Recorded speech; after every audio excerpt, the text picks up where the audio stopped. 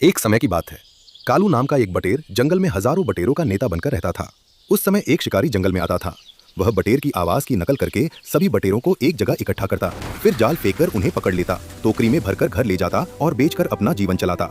एक दिन कालू ने सभी बटेरों से कहा, यह शिकारी हमें बहुत नुकसान पहुंचा रहा है। मेरे पास एक उपाय है जिससे वह हमें पकड़ नहीं पाएगा।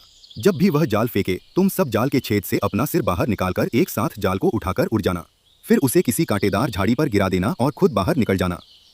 सभी बटेर मान गए। अगले दिन जब शिकारी ने जाल फेंका तो उन्होंने ठीक वैसा ही किया।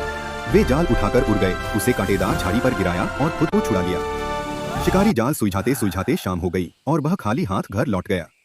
इस तरह हर दिन बटेर यही तरीका अपनाकर बच निकलते।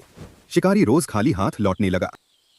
तुम हर दिन खाली हाथ आते हो, कहीं तुम दूसरी जगह कोई और घर तो नहीं चला रहे? नहीं पत्नी, तुम गलत समझ रही हो। बटेर अब एकजुट होकर काम कर रहे हैं, इसलिए मैं उन्हें पकड़ नहीं पा रहा हूँ। लेकिन वे हमेशा एकजुट नहीं रहेंगे।